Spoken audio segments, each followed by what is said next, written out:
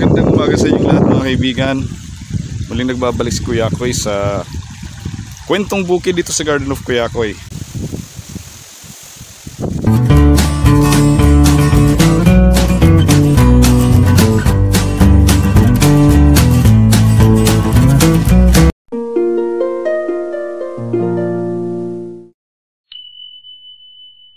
Marami tayong mga activities sa nakalipas na ilang araw. At maganda pag-usapan natin yung mga the good, bad, the ugly dito sa aking pagtatanim. Kasi mayroong mga karanasan na very disappointing, mayroon namang kaaya-aya na pwedeng kapulutan natin ng aral. Nag-aaral din ako batay dun sa mga karanasan ng ibang magsasaka, ina-apply ko dito. At meron naman akong mga best practices na hindi ko naman kinakaligtaang gawin. Dito muna tayo sa tanim na melon. Sweet Harmony. Yan, ano ba ang update dito sa ating ginagawang pag-aalaga ng melon? Yeah, so far so good. Kahit napakamahangin ngayong December, starting month of November, ulan, hangin, walang pigil sa pagbayo ng ating mga pananim, pero sa awa ng Diyos ay namumunga yung ating melon. Yan. Almost every day for the past 5 days pruning ako ng pruning, kasi kapag yung bunga na maliliit tulad nito ay dumidikit sa mga katabing dahon, nagagalusan yung bunga at napakapangit. So para hindi ma-damage, so pinuputol ko tulad yan, pinuputol ko yung mga katabing dahon at saka nagpruning din ako. Yan tulad yan. So maganda, parang kiwi na yung size niya, parang kiwi fruit. At marami. Ayan, magkakatabi yung bunga. Kaya tama talaga yung sinabi na yung farmer magulang ko, kapag nagpruning ka at saka fruit selection, mas gumaganda yung natitirang bunga. Tulad niyan, kapag may mga nakatabing dahon, inaalis ko, kasi ito kapag malakas yung hangin, lulumba-lumba. Ayan, nadadamage yung bunga. At tingnan niyo, yan, mayroong isa. Ito. So magkakatabi lang yung bunga ng ating melon. Napakaganda. Ito pa, may bago. Ayan. Ayan. Ito pa, sa ilalim mayroon pa, maliit. Hindi sabay-sabay ito. Mayroong pinakaunang bunga, medyo malaki na rin. Yan ang kamay ko. So ito, tutuloy na talaga yan. Ayan. Tulad nito, Ayan, sumasabit sa alambre, kaya nagalusan. Ayan. Yan ang disadvantage kapag mahangin. Kasi konting sabit lang ay nagagalusan yung bunga. So kapag na-damage niya na maliit pa, tatangayin na niya hanggang sa paglaki. Medyo malaki na, di ba? So kapag mayroon pang tumubo na sanga, kahit pruning na natin, ay puputulin natin to. Oops, hindi kaya ng aking kuko. Di ba, putulin ko na lang yung talbos. Yan, ganun. Dahon yung naputol ko. Hindi naman. Tama.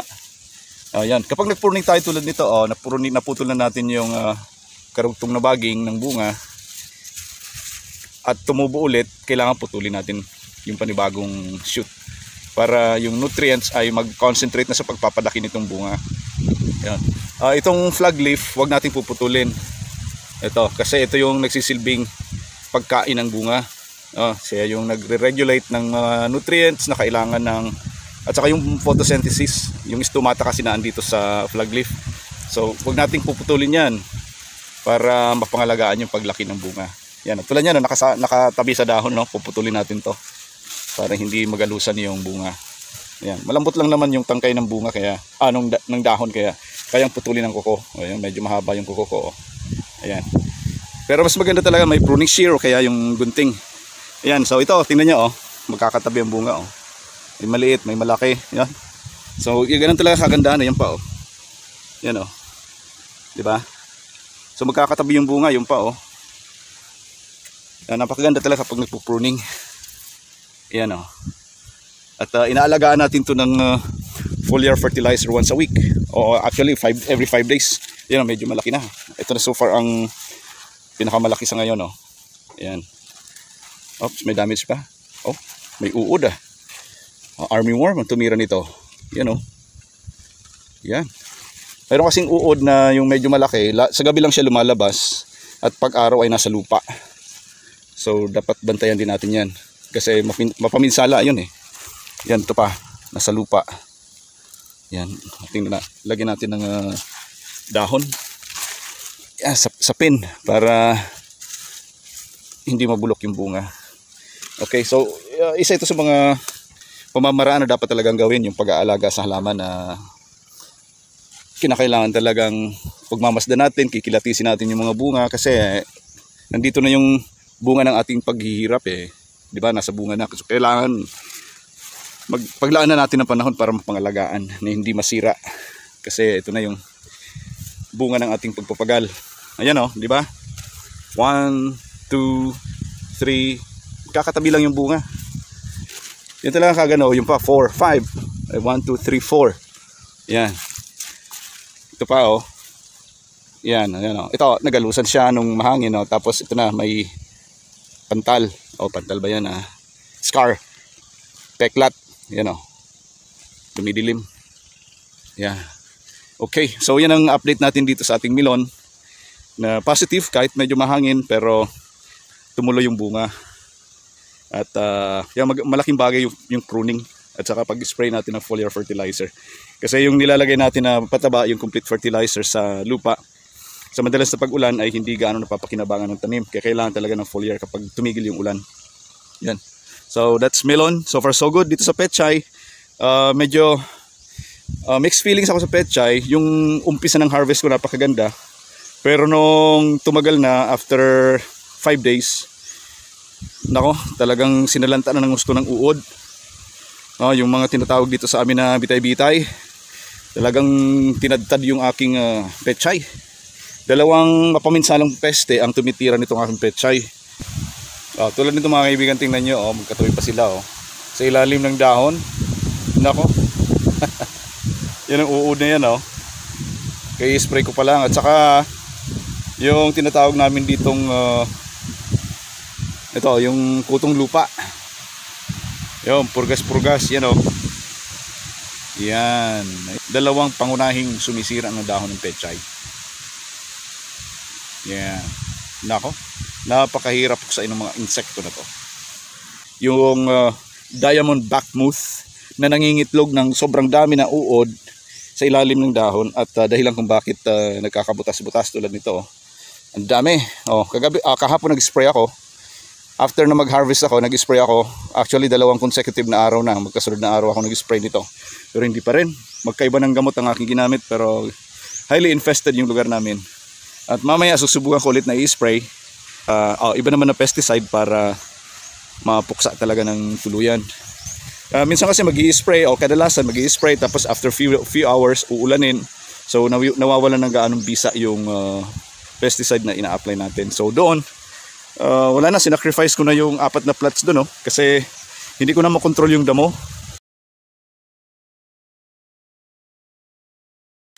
Yung sabi ko sa inyo na mag-a-apply ako ng herbicide, failure kasi nangulot yung daon ng pechay nung tinamaan ng herbicide, yung Ronstar. Kailangan talaga pag-aralan talaga ng mabuti. Kasi yun dun sa napanood kong video, gumamit sila ng Ronstar at sabi nila wasiwas lang. Pero yung pamamaraan ko ata ay hindi tama kasi ginamit ko ay manual na knapsack sprayer. Yung ginamit nila ay di motor, so nagwawasiwas sila. So ibig sabihin hindi ganong concentrated yung herbicide dun sa mga halaman, dun sa pechay, kaya hindi nasisira. Pero nung ginamitan ko ng knapsack sprayer na manual, hindi ganong malakas yung pressure. So ang tendency ay napaliguan ng husto ng herbicide yung pechay. Dahil lang kung bakit nangulot. At yung damo ay hindi rin gaanong tinamaan kasi sobrang ng kapal. Pinamumugaran na ng mga peste. So ginascatter ko at saka trinaktora ko na lang para matam na ng talong. Ayan meron akong mga ina-hardening na talong. Nilapag ko lang dun sa kanal na may mababaw na tubig para medyo tumibay yung puno. Ayan, mas lumapad yung mga dahon bago ko i-transplant. Maglalagay din ako ng plastic mulch doon para walang problema sa damo bago lipat tanim ng talong. Okay, dito tayo sa pipino. Itong pipino rin ay maganda. Supposed to be, papagapangin ko dito sa trellis. Ito, makita nyo may nylon Yan. Supposed to be gagapang yan tulad ng melon, pero dahil sa karanasan ng melon na masyadong hinahampas ng malakas na hangin, So hinayaan ko na lang na gumapang dito sa side ng plot papunta dito sa may parte ng kanal yung mga pipino para makaligtas sa malakas na hampas ng hangin. Yan. Kaya lesson learned, ano? Maganda yung nakatrelis, pero kapag ganitong panahon na palaging malakas yung hangin, much better na pagapangin na lang natin sa ground, provided na mayroon tayong ganito, yung mga dayami. Kasi ito, kinakapitan to ng mga tendrils tulad nito para maging matibay yung mga baging ng pipino at hindi nababali. Kasi usually kapag ganito na, ito nga yung ginawa ko, dinagdagan ko ng support yung puno kasi dahil sa lakas ng hangin, tulad yan, diba? Tatangay ng hangin, kaliwat kanan, so ang tendency hihina dun sa may puno at nababali. So pag nabali na, wala na, malalanta na yung halaman, sayang. So yung ginagawa ko, tulad nito, lalagyan ko siya ng dayami, no? At saka iipitin ko ng lupa, no? Tulad nito, nabali na, kahit may dayami na, nabali pa rin. Yan, yan. Kasi nako, wala na, sayang. Namumulaklak pa naman, nasisimula na mamulaklak. So yan, anyway, wag na natin itong gagalawin. Ang ginagawa ko dito sa nabaling pipino ay tatabunan ko ng lupa doon sa parting nabali kasi mayroon pa nakatirang balat at tutubuan ulit yan ng ugat and then makaka-recover itong pipino na to.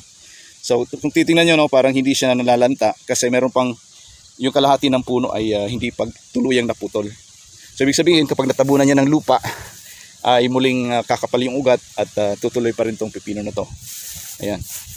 So yun ang mga dapat na gawin natin kapag malakas yung hangin. Sa tulad nitong halaman, kinakailangan talagang masuportahan kahit sa sa mga cucurbits. Ito actually isang halimbawa ng cucurbits. So kailangan talagang suportahan yung puno pa hindi mabali. No, kahit sa talong, sa kamatis, no? Kahit may mga trellis na tayo, kinakailangan talian ng mabuti at saka maiipit yung puno para hindi tulad yan, Yan, lakas ng hangin, Yan. Kaya kailangan talaga lagyan natin additional support yung puno. Kung halimbawa, tulad nito, inipit ko yung isang dahon, yan, para magsilbing leverage ng puno para hindi siya gagalaw-galaw, no? Kasi kapag ganoon, talagang mapuputol, mababali yung sa may puno ng pipino kasi malambot lang puno ng pipino, brittle. So ayan, inipit ko yung dahon ng lupa and then nilagyan ko pa sa paligid para magsilbing reinforcement. Dahil lang kung bakit nakakatuloy yung halaman na to. Tulad nito, kapag gumapang na siya pababa, wala na yung problema kasi ang dami ng tendrils nakakapit. So wala nang problema yan, tuloy-tuloy na yan sa pamumunga. Yan, in a span of week, mayroon na tayong mapipitas na pipino dito. Marami ng bulaklak, And after several days, mayroon nang mabubuong mga patulad niya na may bunga na maliit. Ito, okay na to. Tutuloy na to. Ito yung babaeng bulaklak. Ayan, self-pollinating naman at saka may mga pollinators naman dito kaya walang problema sa mga bulaklak, di kailangang i-cross-pollinate. Okay, so yan ang ating pipino. Dito tayo sa ating side crop o kaya fence crop na sitaw. Maganda kapag meron tayong side crop tulad nitong sitaw. Yan, napapansin nyo yung ihip ng hangin, medyo malakas, di ba? Yan. Ang kagandahan naman kasi ng sitaw ay kapag gumapang siya sa trellis, talagang kapit na kapit, no? Kasi umiikot siya sa tulad nito, sa nylon. Ikot na ikot, so hindi siya basta-basta nalalaglag. Yung nga lang, sa ngayong season talagang bugbog na bugbog yung halaman sa lakas ng hangin. So yun na, umakyat na siya din sa taas, no? Itong trellis na to ay pang-ampalaya, pero dahil meron tayong sitaw, so ang tendency ng sitaw ay gagapak hanggang sa taas. Wala naman problema. Okay lang yan para mapakinabangan ng gusto yung ating trellis. Ayan, so ito yung pinakambakod ng aking garden. Ayan, hanggang doon. Perimeter fence, lahat yan may sitaw. Ayan, hindi lang gaano halata doon sa malayo, pero mayroon yan, may mga sitaw na yan at namumulaklak na. Okay, ito yung palatandaan na malapit ng mamunga yung ating sitaw yan. Ito ay bulaklak na. Yan. Okay. So after 4 days, mabubuo na yung bunga and in the span of 1 week, makakapitas na tayo dyan. Ito naman yung aking munting maisan. Actually, pinatanim ko to kay Mrs. Meron kasi naibigay sa kanya na sweet corn galing sa DA ng Legazpi City. At sabi ko, sige, itanim mo dun sa dulo. No? Napakaganda ng tubo ng mais. Yan, yun din ang disadvantage nito kasi dahil sa kapag ganito, kumapal na yung dahon at saka mahangin, ang tendency ay talagang yun, matutumba yung ilang puno. Maganda sana kung nalagyan ko ng mga lupa yung tabi ng puno, pero dahil sa may pechay, no? Maganda yung tubo ng pechay ko dito. Oh. May mga konting butas-butas pero malilinis ang dahon, hindi tulad dun sa kabila na talagang pinatakti ng mga insekto. Yan. Mahirap talaga magtanim sa gitna ng palayan kasi lalo kapag walang ibang mga nagtatanim din ng gulay, ang nangyayari yung ating mga pananim pinagpipiestahan mga peste. Kaya yan, yung tanim ko dito ay sari-sari para kahit papaano ay meron tayong mapakinabangan kasi kapag halimbawa nag-concentrate ako sa pechay, pag tinama yung pechay, yun na, wala na, magtatanim na naman akong panibago, walang produkto. So pero kapag ganito, multi-crop, kapag may tinamaan ng peste na isang variety o isang tanim, yung iba ay napapakinabangan pa rin tulad niya, no? Ayan, may natumbang puno ng mais dahil sa lakas ng hangin, pero tutuloy pa rin yan. Okay, so ito yung sweet corn natin, malapit na siyang mamulaklak tulad niya, no? Meron ng bulaklak na nandito sa pinakahuling dahon. Napakabilis, iba talaga pag hybrid, you know.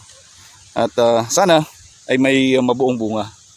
Kasi usually yung mga mais na masyadong maliliit pa, kaya mabababa pa ay namumunga na o namumulaklak na, usually yung bunga ay maliliit. Pero sana to ay magkaroon ng malalaking bunga. Sana. Cross fingers. Okay, so yan ang ating side crop na sitaw. Ayan. Mapapansin nyo, no, medyo gutay-gutay na yung aking plastic mulch. Nireuse ko to. Hindi na maganda. Kaya dun sa pagdatamnan ko ng talong ay bumili na ako ng panibagong plastic mulch. Yung 4 feet by 400 meters. Medyo mahal, almost 3,000 pesos. Pero mahaba na yun kasi 400 meters, diba? So marami na tayong paglalagyan. Okay. So ito yung tinamnan ko ng kamote. Baklas ko na at saka kahapon pinatanggal ko yung mga plastic. Meron pa palang natirang 3 plots na may plastic molds pa. Kala ko na ubos na ito kahapon nung binayaran kong 2 labor. Ayan, meron pa plastic dito. So supposed to be aalisin niya lahat para maararo na. May natira pa, oh. Anyway, kaya ko nang gawin yan. Yun, ang daming plastic molds, oh.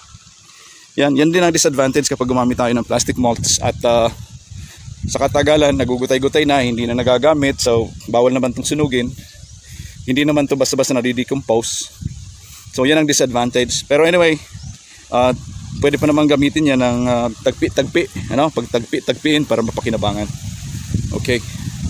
Dito tayo sa aking pechay landscape. Katabi nitong aking taniman ng tinamnan ng kamoting kahoy. Ayan. Okay, yung aking luya pala ay pwede nang anihin. Ayan, namumulan na ng mga dahon. Ayan, at ito nga, oh, medyo nagmamature na yung lamang ugat. Kinakailangan talaga makapagparami pa ako kasi iilan pa lang tong bunot. Subukan kong bunutin to kasi yellow na eh. Ito, may bulaklak, oh. Tingnan ko kung ano yung itsura ng lamang ugat. Yun, oh, di ba? Wow. Okay, oh. Ayan. Malaki. Oh. Di ba? Pwede na. Ayan pa, oh. Ayan. Yeah, bibila din natin ng konti. Bila rin natin ng konti sa araw and then pag-ihiwa-hiwalayin ko para maipunla.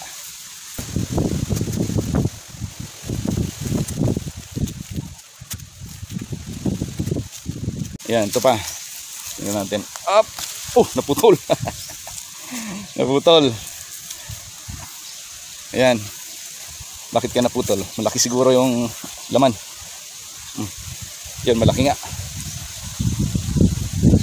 Yun. Up. Nako.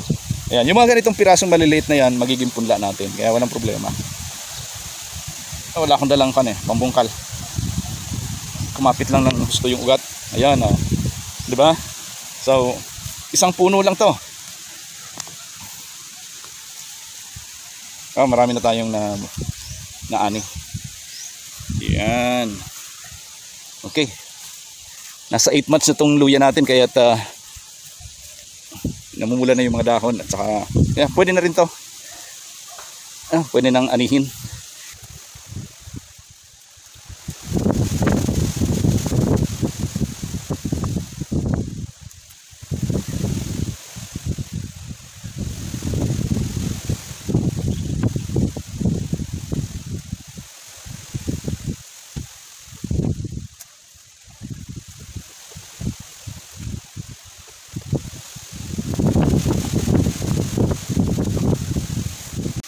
Okay, but anyway, gagawa tayo ng salabat, and then karamihan dito ay i-replant natin para makaparami tayo ng tanim na luya. Okay, kanina lang nagtanim ako ng kamuting kahoy dito sa may mga tanim na pechay. Paano to? 16 days. After lipat tanim. Yung mga kasamahan nito dun sa pinagpunlaan ko ay wala na. Inani ko na yung karamihan at saka trinaktora ko na dahil sa dami ng damo. Yung mga nailipat tanim ko dito ay nagsisimula pa lang na lumaki. Malinis naman. Di ba? Inaalagaan natin ng pataba. Sa halip na urea, dahil sa madalas yung pag-ulan, ngayon lang lumabas yung araw Triplicatorous yun nilalagay ko. At saka ini-sprayan ko na lang ng foliar at saka pesticide. Pinaghalong foliar, fertilizers at pesticide. Yan, para mapangalagaan natin yung ating pechay. Tulad niya, diba, may papaya sa gitna, and then parang naka-landscape siya. Kinuha ko yung lupa dito sa parte ng kanal, tinamba ko dyan, pinintay, tinamnan. So yun, kapag malakas yung ulan ay hindi siya nabababad sa tubig. Yan. So ito na yung ating pechay landscape. After 1 week, i-harvest na natin to. Kaya kailangan talagang alagaan sa spray. Kasi napakaraming gamo-gamo dito na nangingitlog at nagiging uod. Yan, tulad nyo, maganda na, di ba? Green na green na. Medyo malapad na yung dahon. Pero kailangan talagang agapan kasi ang daming peste dito sa lugar na to. Supposed to be tatamnan ko ng talong bilang relay plant. Pero nag-decide ako na kamuting kahoy na lang. Tulad nyo, yan, ilalagyan ko na ng cuttings ng kamuting kahoy bilang relay plant para hindi sayang yung ating land preparation. Ngayon, marahil magtatanong kayo bakit kamuting kahoy? Kasi obviously naman, kapag mapeste yung lugar, yung kamuting kahoy hindi nangangailangan ng ganong maintenance. Once na itanim mo na, hayaan mo na yan. Yan, kusa na yan nalalago. Kakaroon na lamang ugat, and then after 6 months, ani ka na. Yan, i-demo ko ng konti paano ko tinatanim yung kamuting kahoy. Kasi tulad niya, may mga matataas ng kamuting kahoy na puno. Pinutol ko lang, yan na. 'Di ba? Mahaba na Yan, so marami na tayong cuttings na makukuha dito. Ayan. Sige, demo ko lang.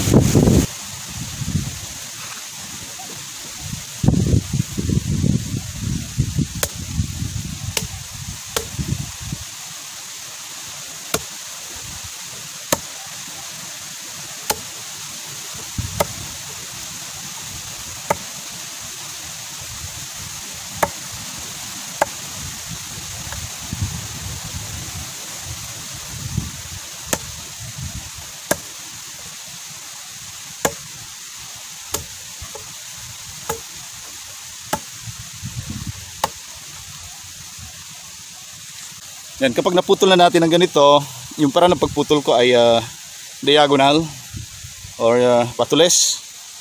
Purpose nito para hindi na ako magbungkal dahil malambot naman yung lupa, ay ibabaon ko na lang ng ganon. Tutusok ko na lang sa lupa. Okay, tingnan nyo. Ayan, kung magtatanim tayo ng kamuting kahoy, tandaan natin kung nasaan yung parte na tutubo yung sanga, tulad nito. Yan. So dapat ito ay nasa ibabaw o nasa taas. Hindi ito dapat pa ganon, dapat ganito. Para yung tubo ng sanga ay paakyat. Kapag nabaliktad natin, upside down, magkakaroon ng problema dun sa pag-uugat. Hindi magiging maganda yung magiging laman. Ayun, so kailangan talaga ganito yung direction. So titingnan niyo yan, ito magiging sibol, magiging sanga. So itutusok natin sa lupa ng ganito. Yan, ganun lang, napakadali, hindi na kailangan bungkalin kapag malambot yung lupa. Yan, tulad nito, may mga pechay tayo, agwat na mga 70 centimeters. Tusok. Yan, ganun lang, napakadali. Yan. Then kapag nabuhay na yan,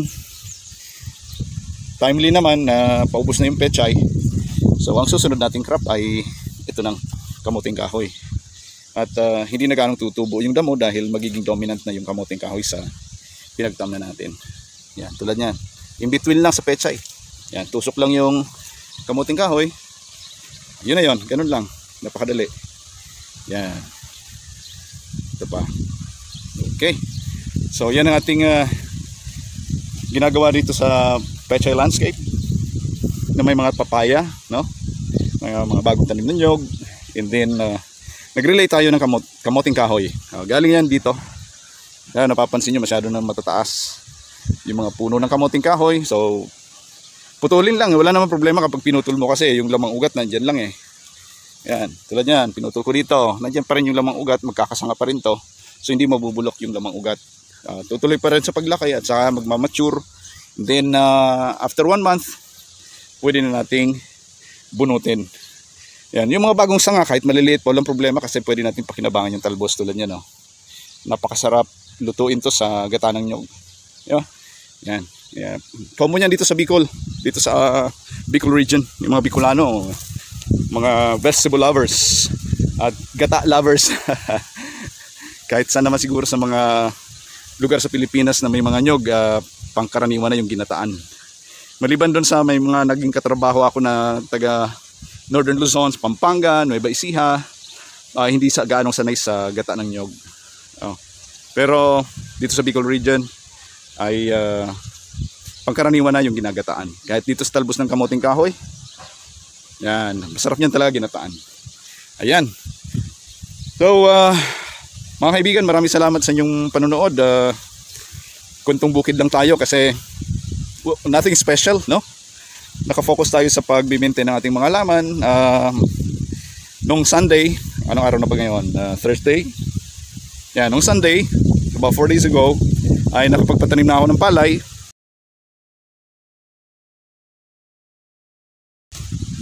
Pero hindi pa lahat natamnan. Kasi yung tinamnan ko ng kamote nahuli. Nahuli itong kamote, yung tinamnan ko ng kamote, pero naglagay na akong panibagong punla. Nagsabog na ako ulit. Pero ito, dalawang paddy field natamnan na, at saka dun sa dulo na 5 o 6 na paddy field natamnan na rin. Yan. So yung sa gitna, yung vegetable garden natin, no? At saka ito naman yung kamote na pagtatamnan ko rin ng palay after 3 weeks. No? Kapag malaki na yung mga punla, ay papatamnan ko na rin to. Ayan, so may naririnig pa tayong traktora dun sa dulo. Patuloy pa rin sa pagtatanim ng palay yung ating mga katabing magsasaka. Nagtatraktor din sa kabilang lote o kabilang sakahan. Yan, papatamnan na rin yan ng palay bukas. Okay, so nagiging malinis na naman yung rice field dito. Kaya tanaw na tanaw si Mayon Volcano.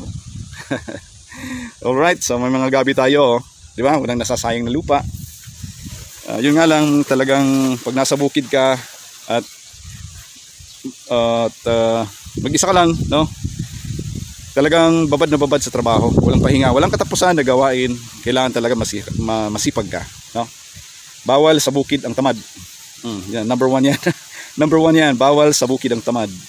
Kinakailangan talaga masikap ka, masipag. Yan, kahit may mga damo yan, dapat may tanim para mapakinabangan yung lupa. Alright, so yan muna mga kaibigan. Maraming salamat sa inyong patuloy na panonood. Yung ating mga regular viewers ay ilan lang, no? Hindi nakakaabot ng 100. Pero yung ating mga visitor viewers ay parami ng parami. Sana mag-subscribe kayo. Kasi nakakabahagi tayo ng karanasan at kaalaman at encouragement din sa ilang mga mahihilig magtanim dyan. Alright? Okay, so ito si Kuya Koy. Para sa inyong lahat mga kaibigan, maraming salamat po dito sa Province World by Philippines. God bless you all. Bye-bye.